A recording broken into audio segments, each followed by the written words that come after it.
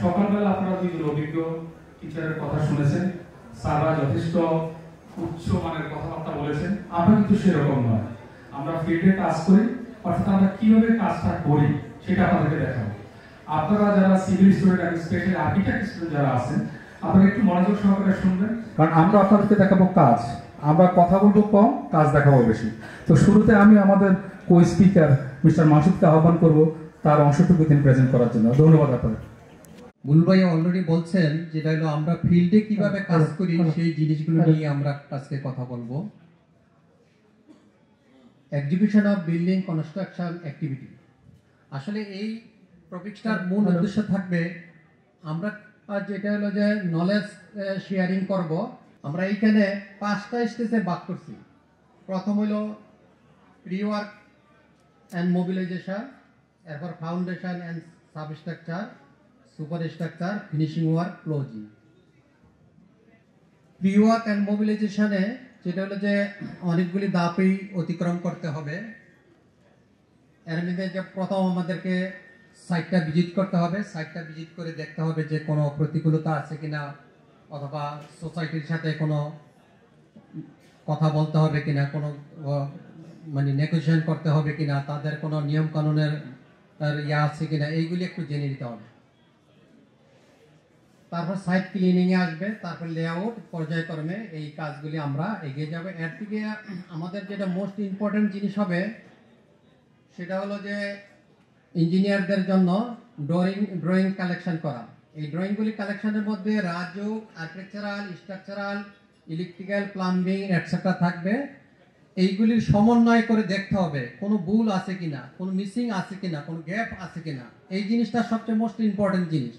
দেখা গেল যে স্ট্রাকচারালে একরকম আমার দেওয়া আছে, আর্কিটেকচারাল একটু ভিন্নতা আছে অথবা মিলতেছে না, রাজুকে আবার এটার সাথে ম্যাচ করতেছে না। এই জিনিসগুলি আমরা একটু মিলিয়ে দেখতে হবে। এইটাই হলো আমাদের প্র্যাকটিক্যাল কাজের অভিজ্ঞতার থেকে আমরা বলতেছি আর কি। এই কাজটা মোস্ট ইম্পর্টেন্ট হবে।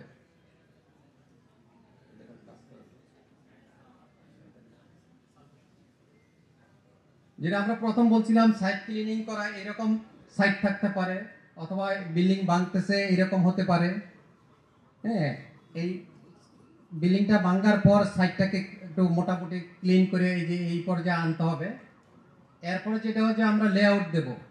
এই লেআউট দেওয়ার সময় যেটা হলো যে আমাদের এই সুতাগুলি বোঝা যাচ্ছে না অনেকটাই। এই যে এইগুলি কাঠগুলি আছে, এই কাঠের লেভেলটা একটা লেভেলে থাকলে ভালো হয়। কারণ দুইটা সুতা যখন ক্রস করে তখন আমি যখন কলামটাকে সলভ করে প্লাম্ব আপ করে ওলন করে ওর সিজিটা অথবা ভার্টিক্যালিটি ঠিক করব, তখন দুইটা সুতা কাট করলে আমার জন্য ইজি হয়। হ্যাঁ, এইটা মোস্ট ইম্পর্টেন্ট জিনিস লেআউটের মধ্যে। এই যে তারপরে আমি গ্রিড লাইনগুলি দেব, নাম্বার দেব। কারণ দেখা যাবে যে যখন কাজ করবে একটা সুতার সাথে ই গ্রিডের সাথে ই গ্রিড যাবে, অথবা ওয়ানের সাথে ওয়ান ম্যাচ করাইতে হবে। তা নইলে সিজিটা কলামের ইয়াটা চেঞ্জ হয়ে যাবে, ফুটিংটা চেঞ্জ হয়ে যাবে। এইখানে একটা আমরা প্রায় যেটা আমরা সমস্যার সম্মুখীন হয় সেটা হলো যে আর্কিটেকচারাল ড্রয়িং এ আমার এইখানে লেভেল দেওয়া আছে +-0, মানে রোড লেভেলটাকে +-0 ধরা হয়। হ্যাঁ, আর ড্রয়িং এ আমার এই র্যাম্প দিয়ে আমি উপরে উঠছি, উপরে উঠার পর যেখানে এইখানে 2 ফিট বলা আছে, তো এই লেভেলটা যে +-2 ফিট 0 ধরবো, এটা কোন জায়গা থেকে ধরবো? রোড লেভেল তো মাঝখানে ক্যাম্বার থাকবে অথবা ডাউন থাকবে, কোন লেভেলটাকে আমরা ধরতে পারি? আমরা ধরবো এই যে র্যাম্পটা আমার যেই জায়গায় এসে শেষ হবে, মিলবে রাস্তার সাথে, হ্যাঁ, যেই জায়গায় এসে মিলবে রাস্তার সাথে, এই জায়গার থেকে এই জায়গায় আমার লেভেলটা হবে এই +-0 এই লেভেলটা এখানে হবে। এরপরে আমি র্যাম্পটা হিসাব করব। এখন আর্কিটেকচারাল ড্রয়িং এ র্যাম্পটা আমার কিছু আইডিয়া থাকতে হবে, হয়তো ভুল হইতেই পারে, এখন তো কাট কপি পেস্ট বেশি হয় অনেক। তো সেই জন্য যেটা করতে হবে 1:5 এর নিচে র্যাম্পে গাড়ি উঠবে না, 1:8 হলো স্ট্যান্ডার্ড। হ্যাঁ, 1:5 এর নিচে গাড়ি উঠবে না। তাই আমার এইখানে যদি আমি 2 ফুট উঠতে হয়, এইখানে মিনিমাম আমার 10 ফিট জায়গা লাগবে মিনিমাম। হ্যাঁ, আর যদি 1:8 ধরি তাইলে 16 ফিট জায়গা লাগবে। সেই জায়গাটা আমার আছে কিনা, আর্কিটেকচারাল কোনো ভুল ফল্ট হয়েছে কিনা, কোনো মিস হয়েছে কিনা এই জিনিসটা আমাদের একটু খেয়াল করতে হবে। এরপরে যেটা হলো যে আমরা লেআউট দিলাম, লেআউট দেওয়ার পর যদি বাউন্ডারি না থাকে সিক্যুর একটা বাউন্ডারি আমরা করতে হবে। হ্যাঁ, সিক্যুর বাউন্ডারি করার পরে সাইট অফিস হবে। এটা সাইট অফিস আছে, সাইট অফিসের ভিতরে এটা আর চলে যায় আমি বলবো আর কিছু দেখে দেখে দেখে এরপরটা পিছনে দেখুন, সামনে। এখন যখন কনস্ট্রাকশন একটু আগায় গেল, আগায় যাওয়ার পরে প্রথম তো আমরা টিন দিয়ে করছি সাইট অফিসটা, এখন একটু পরিপাটি হিসাবে করলাম, একটু সুন্দরও করলাম। হ্যাঁ, টেবিল দিলাম, তারপরে এখানে একটা ডিসপ্লে বোর্ড রইলো। ডিসপ্লে বোর্ডের মধ্যে অনেক এই লেখাগুলি বোঝা যাচ্ছে না, অনেক ইনফরমেশন আছে, আমার কতজন লোক কাজ করে, কোথায় কাজ করে, কি কাজ হচ্ছে। তারপরে যেটা হলো যে আমার কোনো যদি সিলিন্ডার টেস্টে যায় ওই ডেটগুলি আমি লেখা রাখি, ভিজিট কবে আসবে যাতে ভুলে না যায়। হ্যাঁ, আমি অফিসে ঢুকলেই যাতে বুঝতে পারি যে এই জিনিসগুলি আমার করতে হবে। এরপরে আমার কিছু স্টোর লাগবে, হার্ডওয়্যার স্টোর লাগবে, সিমেন্ট স্টোর লাগবে, তারপরে কিছু ইকুইপমেন্ট লাগবে, টুলস লাগবে যেগুলি দিয়ে আমি কাজটা করব। এর ভিতরে মিক্সার মেশিন আছে, তারপরে রড কাটার মেশিন আছে, পাম্প আছে, ড্রিল মেশিন আছে। এরকম ভাবে সব আরো অনেক অন্যান্য মেশিনগুলি লাগবে, সেগুলি আমরা কালেক্ট করব অথবা আনবো। এরপর আমি চলে আসলাম ফাউন্ডেশন ওয়ার্ক। আমরা কিন্তু আমাদের টপিকটা অনেক বড়, আমাদের 1 ঘন্টা সময়, এই জন্য আমরা ডিটেলসে যেতে পারবো না। হ্যাঁ, যতটুকু সম্ভব চেষ্টা করতেছি আমরা যেটা হলো যে ফাউন্ডেশন ওয়ার্কে চলে গেলাম সাব স্ট্রাকচারে। এখানে পাইল আছে, শোর পাইল আছে, আর্ট কাটিং আছে, এইরকম ভাবে কাজগুলি আগায় যাব ফাউন্ডেশন ওয়ার্কের জন্য। এটা হলো কাস্টিং সিটু পাইল। হ্যাঁ, কাস্টিং সিটু পাইলের এই ব্লকটা কভারিং হিসাবে দেওয়া হয়। এটা কাস্টিং সিটু পাইল গেল, প্রিকাস্ট কাস্টিং সিটু পাইল, আর এইটা আসলে প্রিকাস্ট পাইল। প্রিকাস্ট পাইলের মধ্যে প্রিকাস্ট পাইল ড্রাইভ করতে হবে। এটা হলো পাইল ড্রাইভ হ্যামার পদ্ধতিতে এইটা ড্রাইভ হয়। এটা হলো হাইড্রোলিক পুশ সিস্টেমে ড্রাইভ করা হয়। এটা হলো পাইল ক্যাপের রড বানলো, পাইল ভাঙলো, পাইল ভাঙার ফলে পাইল ক্যাপের রড বাইন্ডিং চলছে। এটা হলো ইন্ডিভিজুয়াল ফুটিং ফাউন্ডেশন গেল। এখন আমরা আসলাম ডবল বেসমেন্ট অথবা একাধিক বেসমেন্টের ক্ষেত্রে কি করণীয় আমাদের। এইখানে মাটি কাটতেছে, এইখানে একটা মোস্ট ইম্পর্টেন্ট জিনিস যেটা ম্যাক্সিমামই ভুল করা হয়, এই ব্রেসিংটা বাদ দিয়ে মানে অর্ধেক করার পর, কারণ এই এক্সেপ্টারটা ঢুকছে, এই এক্সেপ্টারটা কিভাবে চলবে এই ইয়ার উপর দিয়া, সেই জন্য আমরা ম্যাক্সিমাম যারা মাটির কাজ করে কাটে, তারা যেটা করে অর্ধেক ব্রেসিং দেয়। অর্ধেক যদি ব্রেসিং দেয়, আমি এই হইতে এই পর্যন্ত দিলাম, এই যে এন্ড টু এন্ড না দিলে আমি যদি আইনা রাইখা দেই, এই কিং পোস্ট যেটা ভার্টিক্যালটা হলো কিং পোস্ট আর সাইডের গুলো হলো শোর পাইল, তো কিং পোস্ট আমি রাইখা দিলে তো এই জয়েসটা কাজ করবে না, মাটির চাপ দিলে তো এটা ফেল করবে। এইটাই হয় সবচেয়ে বেশি সমস্যা। এই জন্য পুরো জয়েস আমার আগে কাজ করতে হবে। জয়েস দিয়ে কাজ করার পরে জয়েসের উপরে আমি মাটি দেব, মাটি দিয়ে জয়েসের উপর দিয়ে আমি এক্সেপ্টার চালাবো, চালাইয়া এরপর আমি মাটিটা কাটবো। এইখানে অলরেডি আচ্ছা শোর পাইল ইয়ার মাটি কাটার পরে শোর পাইলে ফেরো সিমেন্টের প্লাস্টার কাজ করতে হবে, তা নইলে কি হবে মাটির সাথে ডালাইটা অথবা আমি যে ডালাইটা করব ওদিকে তো আমার ইয়া নাই, শাটার নাই, এই জন্য মাটির সাথে লেগে যাবে, অথবা অনেক সময় মাটি ভেঙে যায়, অথবা পানির সিপেজ হয়। পানির সিপেজের পদ্ধতিটা আবার আলাদা একটু ভিন্ন, ওটা আমরা যাব না। এটা এটা হওয়ার পরে তারপরে আমরা যেটা হলো যে ব্রেসিং এর কাজ শেষ, নিচে ওই যে রড বাইন্ডিং চলছে। এটা ইন্ডিভিজুয়াল ফুটিং ফাউন্ডেশনের রড বানছে, এরা ডালাই করছে। আর যেটা হলো যে সাইড প্রোটেকশন কিছু নেওয়া হয়েছে, যেহেতু বৃষ্টির দিন ছিল, বৃষ্টির দিনের জন্য মাটিটাকে একটু ঢেকে রাখছে যাতে মাটি ভেঙে না পড়ে। আমরা ফাউন্ডেশনের কাজ শেষ করে এখন সুপার স্ট্রাকচারে আসলাম। Column, shear wall, stair, beam and slab, lift, machine করে মেশিন রুম এইগুলি শেষ করব। এই যে কলাম ডালাই করতেছে, এইখানে কলাম ডালাই হচ্ছে, এখানে শেয়ার ওয়ালের কাজ করতেছে। এটা সিঁড়ি রড বানছে, সিঁড়ি অলরেডি কাস্টিং ডান।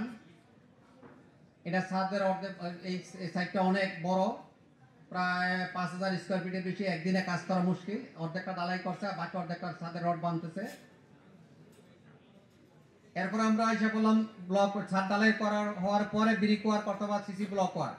যেহেতু আমরা এখন পরিবেশ বান্ধবের কথা চিন্তা করছি, 5 ক্লাস ইট উঠে যাবে, সেই জন্য আমরা সিসি ব্লকের কাজ শুরু করছি। সিসি ব্লকের কিছু নিয়ম কানুন আছে, এটা ফেটে যাওয়ার সম্ভাবনা থাকে, এই জন্য মাঝখানে ভার্টিক্যাল রড দিয়ে ওকে ইয়া করতে হয়। অলরেডি আমরা 7 ফিট হাইটে উঠে গেছে। আর এইখানে আমি বিমের স্ল্যাব বিমের নিচে চলে আসছি। স্ল্যাবের নিচে এইখানে একটা গ্যাপ আছে, গ্যাপটা পরে ফিল করতে হয়, কারণ সিঙ্কেজ হয়। এইটা চৌকাঠ আমি তৈরি করলাম। আচ্ছা, এইখানে একটা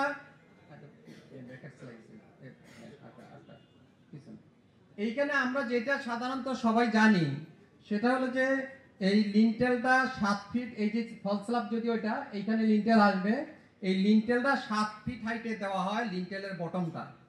কিন্তু এইটা কি কারণে হয় আমরা এই স্লাইডটি দেখব। আমরা যেটা করি 7 ফিট 2 ইঞ্চি দিয়েছি, এখন দেওয়া হয় 7 ফুট 1 ইঞ্চি। এইখানে আছে এই 7 ফুট 1 ইঞ্চি দিছে লিন্টেলের। এইটা হলো চৌকাঠ, এইখানে বড় করে আসছে, এটা চৌকাঠ।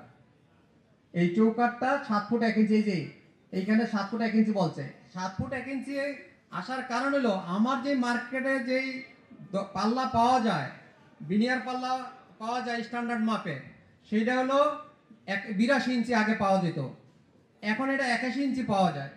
এই যে 81 ইঞ্চি আসতে হলে এইখানে 81 ইঞ্চি যদি হয়, আমার চৌকাঠ 2.5 ইঞ্চি আমি মার্কেট সাইজ পাই। ফিনিশ করার পরে 2.25 ইঞ্চি টিকে, 2.25 ইঞ্চির থেকে আমার এইখানে পাল্লাটা একটু রিবিট কেটে 2.5 ইঞ্চি ভিতরে ঢুকাইতে হয়, তো 2.25 ইঞ্চি। আর এই চৌকাঠ এবং লিন্টেলের মাঝে থাকবে হলো 1/4 ইঞ্চি। আমি এই বড়টা দেখেন 1/4 ইঞ্চি। আর নিচে এই পাল্লার নিচে গ্যাপ থাকবে হলো 1/4 ইঞ্চি। নিচের টাইলস ধরা হয়েছে 1/2 ইঞ্চি। টাইলসের থিকনেস একটু কম বেশি হতে পারে, 2 মিলি 10 মিলির মতন থাকে। হ্যাঁ, আর আমি ফিনিশিংটা ধরছি যে নিচে টাইলসের নিচে ব্যাড প্রিপারেশন যেটা অথবা মশলা, সেটা হলো 1.5 ইঞ্চি। এই হিসাব করলে আমার এই চৌকাঠের হাইট হবে 7 ফুট 1 ইঞ্চি। তো আগে 81 ইঞ্চি ছিল, 82 ইঞ্চি ছিল, এখন 81 ইঞ্চি। ফিনিশিং ওয়ার্কে আমি চলে আসলাম। ফিনিশিং ওয়ার্কে যেটা হলো যে অনেক কাজগুলি থাকবে, সেই জিনিসগুলি আমরা আগাইলাম। ফিনিশিং ওয়ার্ক চলতেছে। এখানে অলরেডি সুপার স্ট্রাকচার ডান, প্লাস্টার ফিনিশ শেষ, আউটসাইড ওয়ার্কের প্লাস্টার চলছে, প্লাম্বিং ওয়ার্ক করলাম ছাদের উপরে।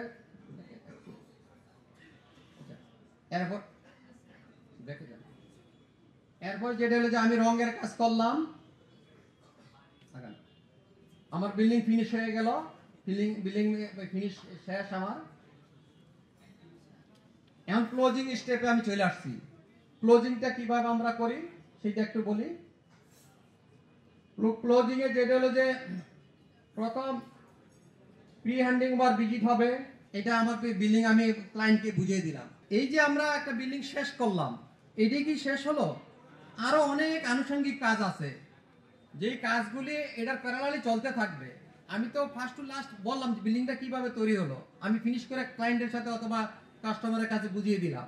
এই আনুষঙ্গিক কাজগুলি এই কিভাবে হবে, কিভাবে করবে, এটা আমি বুলবুল ভাইকে অনুরোধ করতেছি যেটা হলো যে একটু বলার জন্য। ধন্যবাদ। আমি ছাত্রছাত্রী ভাইদের তালি দেখে বুঝলাম যে আপনারা অন্তত কিছুটা এখান থেকে এনজয় করতে পারতেছেন। আমরা এই টোটাল স্টেজগুলো আমরা পালন করি আমরা এই অ্যাক্টিভিটিগুলোর দ্বারা। জাস্ট অ্যাক্টিভিটি হলো আপনারা দেখেন materials collection, quality control, quality assurance, communication, coordination, progress monitoring, safety and hygiene, good relationships, store and account management, risk assessment, TQM. TQM ACL এর একটা অন্যতম activity, TQM practice, record keeping, wastage control, remove and waste garbage, moral excellence. এই কথাগুলোকে এখন আমি একটু সংক্ষেপে just কি নোট আকারে আপনার কি পয়েন্টসগুলো আমি বলে যাব। আপনারা দেখেন যেটা ম্যাটেরিয়ালস কালেকশন, ম্যাটেরিয়ালস কালেকশনের বিষয়ে আমরা আপনার বিল্ডিং ম্যাটেরিয়াল সম্পর্কে আপনার ধারণা আছেই। আমরা ম্যাটেরিয়ালস কালেকশনের জন্য আমাদের এই কাজটাকে কন্টিনিউশন রাখার জন্য, যাতে কোনো ব্রেক না আসে, সেই জন্য আমরা আমাদের প্রকিউরমেন্ট ডিপার্টমেন্টে অ্যাটলিস্ট 7 থেকে 8 দিন আগে আমরা একটা রিভিশন সেন্ড করে থাকি। সাইট থেকে আপনারা সাইট ম্যানেজার হবেন, সাইট ইঞ্জিনিয়ার হবেন, সাইট ইনচার্জ হবেন, 7 থেকে 8 দিন আগে আমরা একটা রিকুইজিশন সেন্ড করে থাকি, এবং আমরা এনশিওর করে তিন দিন আমাদের কাজে লাগা 3 দিন আগে আমাদের এই ম্যাটেরিয়ালসটা আসতে হবে, এবং এই ম্যাটেরিয়ালসটাকে আমরা তার কোয়ালিটি চেক করি, আমাদের স্পেসিফিকেশনের সাথে এটা ম্যাচ করে কিনা সেটাও আমরা চেক করি। আমরা একটু ম্যাটেরিয়ালসটা দেখি, এই যে ম্যাটেরিয়ালসগুলো দেখাচ্ছে, এই যে ম্যাটেরিয়ালসগুলো আপনার সবগুলোই জানা। আমরা খুব দ্রুত স্লাইডটা নিয়ে যাচ্ছি, নেক্সট স্লাইডে যাও। এই ফিনিশিং ম্যাটেরিয়ালস, এগুলা বিল্ডিং ম্যাটেরিয়ালস, ফিনিশিং ম্যাটেরিয়ালস। এখন আসলে কোয়ালিটি কন্ট্রোল, একটা বিল্ডিং এক্সিকিউশনের মেইন পয়েন্টস হলো quality control. Onward supervision, detail supervision করা হয়, মান্থলি কিউসি ভিজিট করা হয়, টপ সুপারভিশন। নিচে বসে থাকতেই পছন্দ করে, কিন্তু আমরা একটা ডিউটি রুস্টার করে দিই যে এইভাবে সে করবে। এই যে দেখেন, এই যে তারা অনওয়ার্ড সুপারভিশনের মধ্যে আছে, ডিটেল সুপারভিশনে তারা করতেছে। দেখেন এই যেটা সুপারভিশন, আমরা কিউসি সার্কেলের ভিজিটটা করতেছে। নেক্সট এটা হলো আমাদের টপ সুপারভিশন। এই যে এখানে আমাদের আর্কিটেক্ট আছেন, এখানে আমাদের ডিজাইন ইঞ্জিনিয়ার, দেখেন এই টপ সুপারভিশন, এবং 10 তলা 12 তলা 14 তলায় পর্যন্ত উঠে দেখেন ডিজাইনের সাথে ড্রয়িং এর সাথে রডের মিল আছে কিনা। এই দেখতে পাচ্ছেন উনি একদম ডিটেলস লেভেলে যায় বসে আমাদের ইঞ্জিনিয়ারদের সাথে কথা বলে এটাকে এনশিওর করে থাকে কোয়ালিটি কন্ট্রোলে। এরপর আমরা বলবো কোয়ালিটি এনশিওর। টপ সুপারভিশন গেল, আমরা কোয়ালিটি এনশিওরে যাই, কোয়ালিটি এনশিওর স্লাইডটাতে যাই। কোয়ালিটি এনশিওরের জন্য আমরা আগে বলেছি আমাদের একটা কোয়ালিটি গাইড থাকে, তারপরে স্যাম্পল কালেকশন করি স্ট্রেংথ টেস্টের জন্য। এই যে স্যাম্পল কালেকশন হচ্ছে, এখানে স্যাম্পল কালেকশন করে থাকি আমরা, বালি রেফার টেস্ট করে থাকি, প্রতিনিয়ত আমরা এটা করে থাকি। এই যে এটা হলো আমাদের একটা কোয়ালিটি ম্যানুয়াল, যেটাকে আমরা মেনটেন করে থাকি সাইটে। দেন নেক্সট, এই যে আমরা স্ল্যাম নিয়ে থাকি কাস্টিং এর সময়, আমাদের স্ল্যাম বলা থাকে যেটা, এটা আমরা ফিল্ডে নিয়ে থাকি এবং মেথডটার সাথে বলা আছে। তারপরে নেক্সট আমাদের সিলিন্ডার নেওয়ার জন্য অ্যাপারেটাস আছে, এবং আমরা সিলিন্ডার একটা আমাদের আছে, একটা সার্টেন টাইম পর আমরা কিছু কোয়ান্টিটি হয়ে গেলে আমরা একটা করে সিলিন্ডার আমরা নিয়ে থাকি ওইভাবে। নেক্সট আমরা আমাদের টেস্ট রেজাল্ট আমরা এটা কনফার্ম করি, আমরা আউটসোর্সিং করি, ইন হাউস করি, এটা বুয়েটের আছে এখানে। এই প্রজেক্ট ম্যানেজমেন্টে গিয়ে বা প্রজেক্ট কনস্ট্রাকশনে গিয়ে আমাদের কমিউনিকেশন এন্ড কোঅর্ডিনেশন একটা মোস্ট ইম্পর্টেন্ট পার্ট। আপনি যদি সঠিকভাবে কাস্টমারের সাথে কমিউনিকেশন করতে না পারেন, বা আপনার ডিজাইন ইঞ্জিনিয়ারের সাথে কমিউনিকেশন করতে না পারেন, তাহলে আপনার কিন্তু প্রজেক্ট পিছিয়ে যাবে, বাইরে সঠিকভাবে হবে না। ক্রস ফাংশনাল মিটিং, এই যে দেখেন কাস্টমার কমিউনিকেশন হচ্ছে। হ্যাঁ, নেক্সট স্লাইডে যাও, এখানে দেখেন আপনার কোঅর্ডিনেশন মিটিং হচ্ছে, আমাদের ক্রস ফাংশনাল মিটিং হচ্ছে। নেক্সট স্লাইডে যাই, আমরা প্রগ্রেস মনিটরিং করে থাকি। আমরা প্রগ্রেস মনিটরিংটা অত্যন্ত ইম্পর্টেন্ট, কারণ আপনি কোন লেভেলে আছেন, কোথায় আছেন, যদি মনিটরিং না করেন, তার জন্য আমরা একটা বার্সাট ইউজ করি। বার্সাট থেকে আমরা ডেইলি এবং মান্থলি শিডিউল করে বার্সাট করি। এখানে দেখেন আমরা ওই প্রগ্রেসটাকে মনিটরিং করতে যাই। আমরা প্রতিদিন বিকালে আমাদের ইঞ্জিনিয়াররা, আমাদের যারা ওয়ার্কার আছে, তাদের সাথে বসে তাদের আগামীকাল কে কি কাজ করবে, কোথায় কাজ করবে, কি কাজ করবে, সবটা বুঝিয়ে দেওয়া হয়। সেফটি অ্যান্ড হাইজিন, আমি একটা জিনিস আপনাদেরকে বলি, কনস্ট্রাকশন করতে গেলে আপনার 5M মেথড ফলো করতে হয়। 5Mটাকে আমরা জানি কেউ? আমরা জানি না, আমি বলছি। 5M হলো man, machine, method, materials and minutes. এর মধ্যে প্রধান সোর্স হলো আপনার ম্যান, হিউম্যান রিসোর্স, যেটা হলো ওয়ার্কার। হাই ম্যানেজমেন্ট অত্যন্ত কনসার্ন যে ওয়ার্কারদেরকে যদি আমরা ভালো রাখতে না পারি, তাহলে আমরা ভালো কাজ করতে পারবো না। আর ওয়ার্কারদের ভালো রাখার উপায় হলো তাদেরকে ভালো প্রোটিন দিতে হবে, তাদের থাকার ব্যবস্থা ভালো করতে হবে, তাদের স্বাস্থ্য সেবা দিতে হবে, তাদের সেফটির ব্যবস্থা করতে হবে। এই যে দেখেন, যখন ডেঙ্গুর প্রভাব ছিল, আমাদের প্রতিটা সাইডে বাধ্যতামূলক ছিল এটা। এই যে মসকুইটো ফাইটার, আমরা ফগিং মেশিন ইউজ করতাম। দেন এটা আমাদের বিভিন্ন রকমের সেফটি অ্যাওয়ারনেসের জন্য আমরা এটা ইউজ করে থাকি। দেন এটা হলো যে আমাদের সেফটি হেলমেটগুলো, এবং আমাদের বিল্ডিং এর ভিতরে চলাচলের পথগুলোকে আমরা সেফ রাখি। দেখেন কিভাবে ভয়েডের এখানে কেউ এসে পড়ে যেতে পারে, সন্ধ্যাবেলায় নামার সময় কেউ পড়তে পারে, হতে পারে, আমরা সেফটি ম্যানেজমেন্টটা সেখানে রেখে দিচ্ছি, সেফটি প্রোটেকশন। দেন এটা আমরা এক্সটার্নাল সেফটি প্যাডেস্ট্রিয়ান পথচারীরা যারা আছে, ওনার জন্য জেল জরিমানা অনেক কিছু হয়েছে। এই জন্য এগুলো অত্যন্ত ম্যান্ডেটরি। আপনারা এটা আপনাদের ইথিক্সে রাখবেন যে আমরা এই এক্সটার্নাল প্রোটেকশন ছাড়া কোনো কাজ করবো না। দেন এই এক্সটার্নাল প্রোটেকশনটা এখানে দেখানো হচ্ছে। এগুলো সেফটি ব্যবস্থা প্রত্যেকে রাখতে হবে, এটা একটা ম্যান্ডেটরি ইস্যু আছে, এটা রাখতেই হবে। আপনি যদি প্রজেক্ট ম্যানেজ করেন, আপনার প্রথম জিনিস হলো আপনার কাস্টমার, তার সাথে আপনাকে গুড রিলেশন রাখতে হবে। একইভাবে আপনি যদি একজন গুড ম্যানেজার হয়ে থাকে, তাহলে আপনার কলিগের সাথে আপনার গুড রিলেশন রাখতে হবে। তাকে আপনি কিছু অর্ডার করলে সে তখনই শুনবে যখন তার সাথে আপনার সম্পর্কটা ভালো থাকে, তখন সে শুনবে। তারপরে ধরেন সাবকন্ট্রাক্টর বলতে আমরা যেহেতু লেবার কন্ট্রাক্টর যাদেরকে বলি, তাদের সাথে যদি গুড রিলেশন না রাখেন, তাহলে তাকে যদি একটা কাজ অ্যাসাইন করেন, সে বলবে স্যার আজকে তো লোক নাই স্যার, এটা অন্যদিন আমি করি, যার কারণে আপনার প্রজেক্ট পিছিয়ে যাবে। দেন আপনি দেখেন নিবাসের সাথে আপনার ভালো রিলেশন রাখতে হবে। আমাদের স্টোর এবং অ্যাকাউন্ট সেটা ম্যানেজমেন্ট করতে হবে। স্টোর ম্যানেজমেন্টটা অত্যন্ত কঠিন একটা বিষয়। আপনার স্টোরে আপনার মালামাল যাবে, সেই মালামালকে আপনাকে সিকিউর করে রাখতে হবে। অর্থাৎ বৃষ্টিতে যাতে সিমেন্ট না ভিজে বা অন্যান্য ফিনিশিং ম্যাটেরিয়ালস, অনেক সময় ক্লায়েন্টসের ম্যাটেরিয়াল দিয়ে থাকে, সেই মালামালগুলো আপনাকে অত্যন্ত যত্ন সহকারে রাখতে হবে। এই জন্য আপনার এগুলো খেয়াল রাখবেন, এগুলো আপনাদের করতে হবে। এই যে আপনারা দেখেন, আপনার সিকিউরিটি স্টোর দেখেন এখানে, এবং স্টোরের মধ্যে খুব সুন্দর করে ম্যানেজ করে মালামাল রাখা আছে। সেক্ষেত্রে এটা আমি পরে আসবো এই বক্তব্যে। নেক্সট স্লাইডটা আমরা দেখি। এই দেখেন সিমেন্টের আমরা পদ্ধতি অবলম্বন করি, এটাকে বলা হয় ফিবো, first in first out, second যেটা আসবে এটা পরে আউট হবে। অর্থাৎ সিমেন্ট এমন একটা জিনিস আগে চলে আসবে, এটা আগে ব্যবহার করে ফেলতে হবে, যেটা পরে আসে সেটা পরে ব্যবহার করবে। সিস্টেমটা আমাদেরকে ফলো করতে হবে।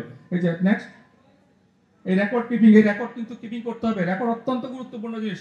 আপনার এখানে একটা মালামাল আসলো, পরবর্তীতে আপনার মালামালটা চাইলে যদি আপনার প্রধান কার্যালয় প্রকিউরমেন্ট ডিপার্টমেন্ট বলে থাকে আমি তো ওই মালামাল আপনাকে কত রেট দিয়েছি, কিন্তু আপনার কাছে যদি রেকর্ড থাকে আপনি দেখাইতে পারবেন যে না আপনি এটা দেন নাই, আপনি এটা দিয়েছেন। এটা এই জন্য প্রজেক্ট ম্যানেজারের জন্য অত্যন্ত গুরুত্বপূর্ণ। অপচয় সুবিধা কমে যাবে।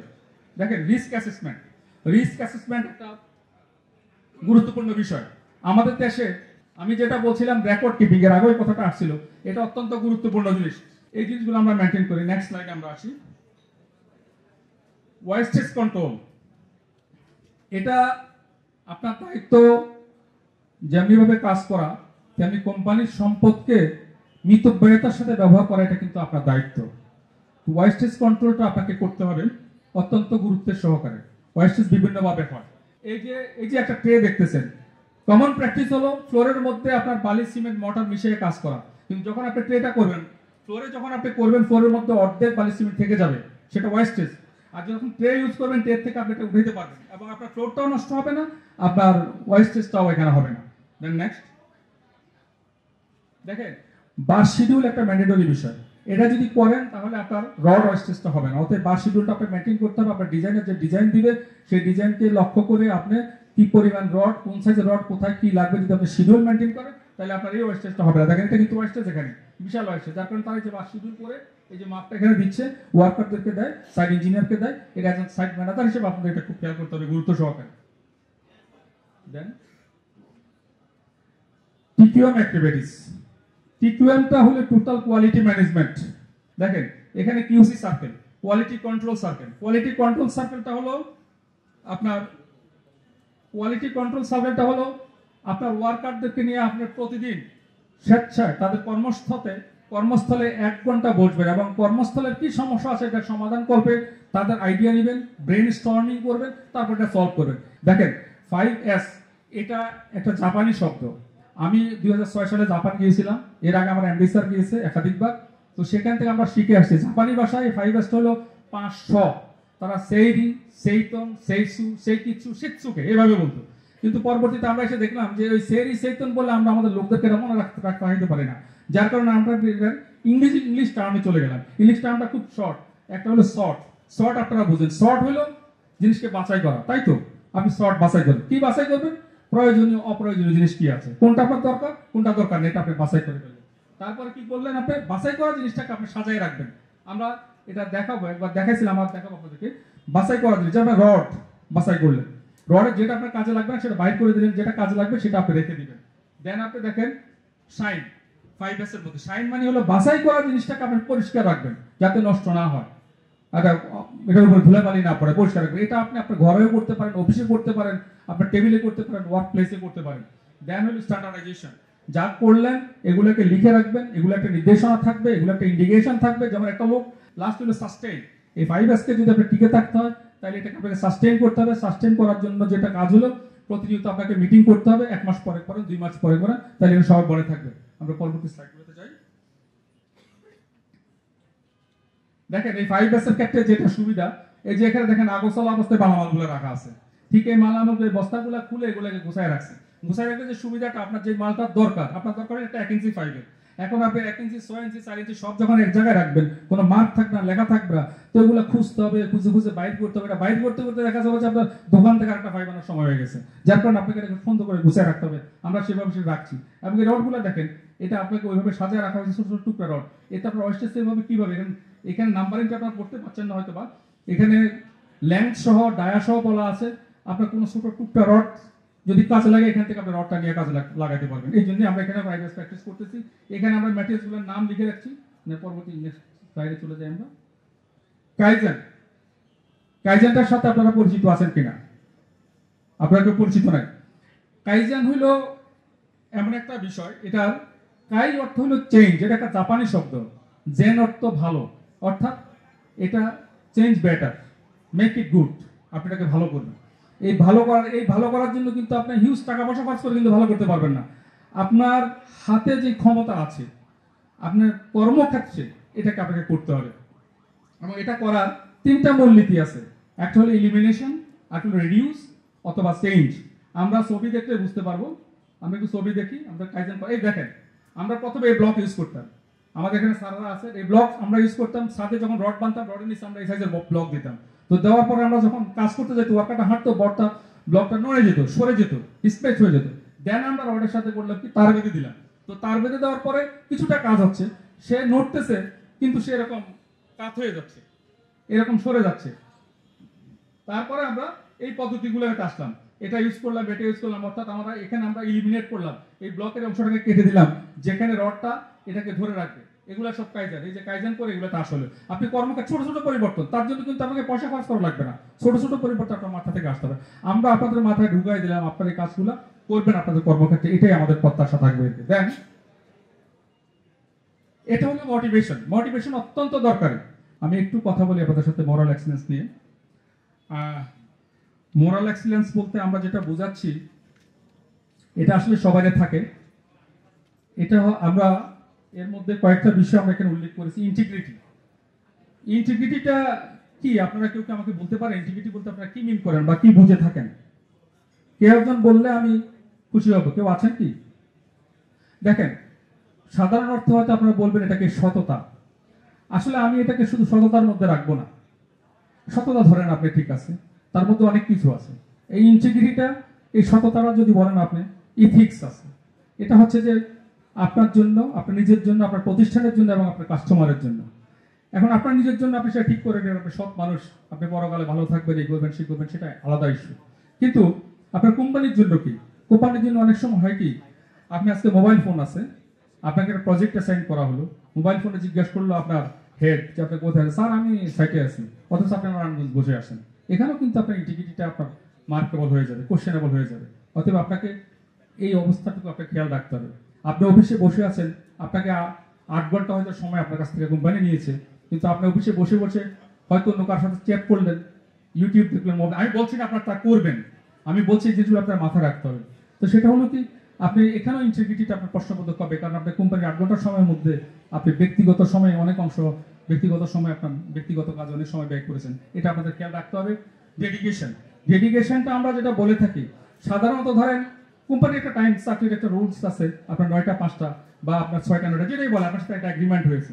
কিন্তু এখন দেখেন, ঢাকা শহরে আমরা কাজ করতে আসলে, কনস্ট্রাকশন কাজ করতে আসলে সাধারণত আমাদের রাত্রিবেলায় কাজ করতে হয়। অথবা আপনার একটা কনস্ট্রাকশন সাইট আছে, আপনার রাত্রি ওখান থেকে একটা ইনফরমেশন আপনার কাছে আসতে, স্যার এখানে একটা হ্যাসেল বা দুর্ঘটনা ঘটেছে।